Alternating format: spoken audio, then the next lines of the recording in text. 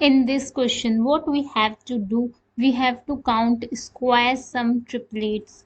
Means हमें क्या निकालना है क्वेश्चन में, square sum triplets. Means suppose input is given है 10, तो आउटपुट 4 आना चाहिए. इसके पेयर क्या हो सकते हैं, ये गिवन है. ये मतलब ये सारा आउटपुट इस तरह कैलकुलेट होगा. मतलब 3 का स्क्वायर प्लस 4 का स्क्वायर इज इक्वल्स टू 5 का स्क्वायर. ये कंडीशन यहाँ पे सेटिस्फाई हो रही है. स्क्वायर सम ट्रिपलेट्स इसे कहते हैं कि 4 का स्क्वायर प्लस 3 का स्क्वायर इज इक्वल्स टू 5 का स्क्वायर. ये होना चाहिए. तो ऐसे कितने पेयर्स हैं ये हमें चेक करना है. तो जब हम n की वैल्यू 10 देते हैं तो 4 पेयर्स आएंगे, और जब हम n की वैल्यू 5 देते हैं इनपुट में तो हमारे पास 2 पेयर्स आएंगे. देखते हैं इस प्रॉब्लम को कैसे सॉल्व करेंगे. सबसे पहले हम एक फंक्शन बना रहे हैं, काउंट ट्रिपलेट्स.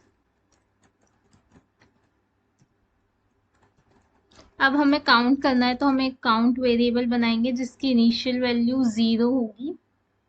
अब हम लूप चलाते हैं. हम लूप क्यों चला रहे हैं, ये वैल्यू फाइंड करने के लिए कि हमें 2 वैल्यूज चाहिए ट्रिपलेट के लिए. तो हम नेस्टेड लूप लगाएंगे. कहाँ से स्टार्ट होना चाहिए, 1 से n+1 तक. मतलब लूप स्टार्ट होगा 1 से और जो भी हमारी n की वैल्यू है वो इंक्लूड होगी हमारे लूप में.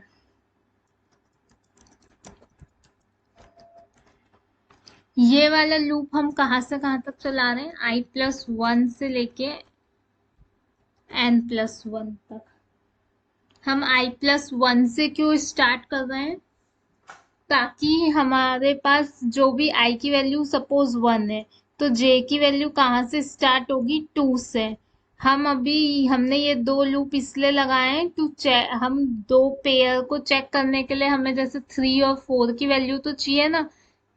3 का स्क्वायर करेंगे फिर 4 का स्क्वायर करेंगे तो 3 और 4 मतलब ऐसे 2 पेयर 2 वैल्यू लेने के लिए हम लूप लगा रहे हैं. फिर हम एक वेरिएबल लेते हैं, इसमें हम क्या करेंगे, स्क्वायर रूट करेंगे.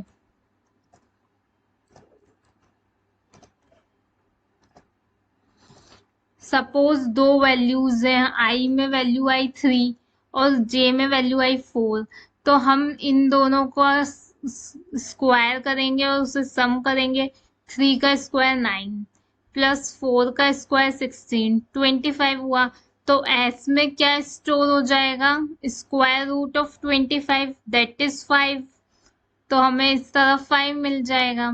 और ये XQRT फंक्शन को यूज करने के लिए हमें क्या इंपोर्ट करना पड़ता है, मैथ लाइब्रेरी. फिर हम कंडीशन लगाएंगे कि इंट ऑफ s अगर इक्वल्स टू s है और जो s है वो less than equals to n.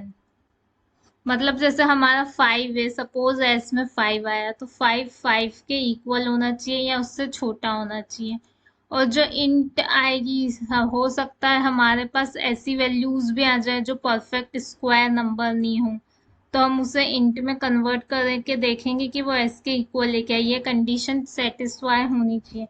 तो हम काउंट करेंगे 2 से इंक्रीज. हम 2 से इंक्रीज क्यों कर रहे हैं, क्योंकि 3 और 4 है और 5 ये एक पेयर बना रहे हैं, पर ये आगे पीछे भी तो हो सकते हैं. 4 और 3 मिलके भी 5 बना रहे हैं, 5 का स्क्वायर दे रहे हैं. तो हम तो सिर्फ एक बार चेक कर रहे हैं उसको, इस पेयर के लिए चेक कर दिया और इस कंडीशन के लिए ऑटोमेटिकली 1 से इंक्रीज कर दिया, इसलिए काउंट प्लस इक्वल्स टू 2 है यहाँ पे.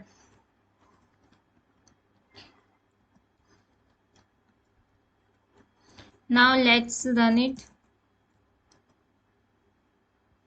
पहले अब हमें यहाँ पे काउंट की वैल्यू को रिटर्न भी कर लेते हैं.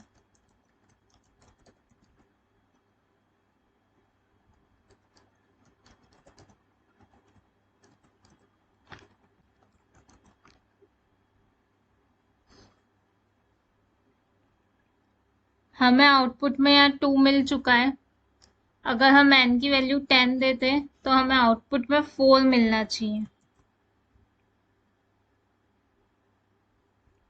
Let's dry run the problem. Suppose हमने वो प्रीवियस फंक्शन जो अभी हमने बनाया उसमें n की वैल्यू 5 ली, तो हमने loop for I in range loop हमने कहाँ से स्टार्ट किया था, वन से कहाँ तक चलेगा, n+1 तक। तो मतलब वो 1 से लेके 6 और रेंज में लास्ट वैल्यू इंक्लूड नहीं होती, तो 1 to 5 तक लूप चलेगा। तो पहले i की वैल्यू क्या हो गई, 1। अब j की वैल्यू क्या ली थी हमने, i+1, तो j की वैल्यू 2 हो गई। अब हम लूप में अंदर आए तो हमने s की वैल्यू क्या निकाली थी, i² into J square plus, तो i की वैल्यू क्या है 1, तो 1 का स्क्वायर 1, और j की वैल्यू क्या है 2, 2 का स्क्वायर 4 अंडर द रूट 5, तो इसकी वैल्यू 2.2 आई। तो ये हमारी कंडीशन सेटिस्फाई कर रहा है। क्या हमारी कंडीशन क्या है कि इंट s, तो अगर इसका हम क्या ले, इंट करेंगे, इंट s क्या होगा इसका,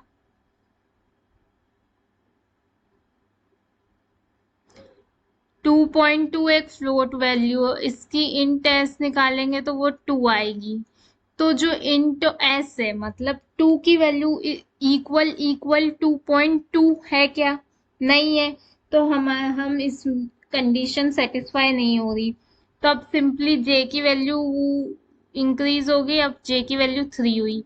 हमने फिर s की वैल्यू निकाली, 1 का स्क्वायर 1, और हम यहाँ पे 3 का स्क्वायर करेंगे, दैट इज 9, और फिर इनको इसकी वैल्यू आएगी 3.2। अगेन कंडीशन चेक करेंगे कि अगर जो 3.2 है, इंट ऑफ s क्या होगा 3.2 का, 3, तो 3.2 के इक्वल है क्या, नहीं। तो हमारी कंडीशन यहाँ भी सेटिस्फाई नहीं हो रही। अब j की वैल्यू 4 होगी, j की वैल्यू 4 होगी, s की वैल्यू निकालेंगे, 1 का स्क्वायर प्लस 4 का स्क्वायर 16, इसकी वैल्यू आई 4.2। फिर से कंडीशन चेक होगी, कंडीशन क्या है कि इंट s जो है अगर इक्वल्स टू s हो, तो 4.12 इक्वल इक्वल 4 है क्या, नहीं। तो अब j की वैल्यू 5 हो गई। अब s की वैल्यू निकाली तो वो 5.099 आई है। तो फिर हमारी इंट ऑफ s क्या होगा 5, तो 5.099 के इक्वल नहीं है। तो अगेन कंडीशन नॉट सेटिस्फाइंग। तब अब हमारे i की j की वैल्यू पूरी हो चुकी है। अब i की वैल्यू होगी इंक्रीमेंट, तो i की वैल्यू 2 और j की वैल्यू i+1, तो 2 + 1 3, अगेन 2 का स्क्वायर 4 और 3 का स्क्वायर 9। तो हमारी s की वैल्यू क्या है, ये अगेन एक फ्लोट वैल्यू है, तो हमारी कंडीशन सेटिस्फाई नहीं होगी। अगेन हम इधर निकालेंगे, j की वैल्यू जब 4 होगी तब s की वैल्यू फ्लोट वैल्यू आ रही है, तो हमारी कंडीशन सेटिस्फाई नहीं होगी। फिर j की वैल्यू 5 हुई तो भी s की वैल्यू फ्लोट आ रही है, तो हमारी कंडीशन सेटिस्फाई नहीं हुई। अब i की वैल्यू 3 हुई और j की वैल्यू 4 हुई, मतलब i+1, तो j की वैल्यू क्या होगी 3 + 1 4। अब हमने s की वैल्यू फिर से निकाली, तो ये 3 का स्क्वायर 9, 4 का स्क्वायर 16, तो इनको ऐड करने पे 25 आया, तो जो होता है 5। तो अब हमारी कंडीशन सेटिस्फाई हो रही है क्योंकि 5 एक इंटीजर नंबर है कि इंट ऑफ s, तो 5 का इंटीजर 5 ही है। तो जब 5 और हमारी s की वैल्यू क्या है 5 है, तो 5 इक्वल्स टू 5, एक कंडीशन तो सेटिस्फाई हो गई। अब दूसरी भी चेक करेंगे क्योंकि बीच में एंड लगा है।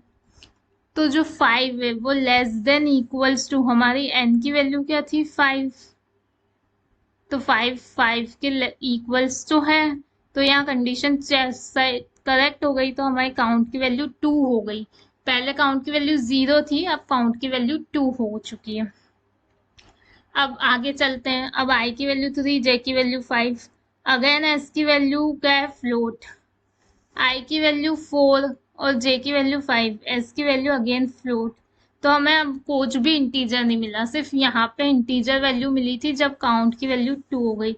तो हम काउंट की वैल्यू को रिटर्न कर देंगे, दैट इज 2। तो यही हमारा आउटपुट होगा। ऐसे ही आप n = 10 के लिए भी ड्राई रन करके देख सकते हैं।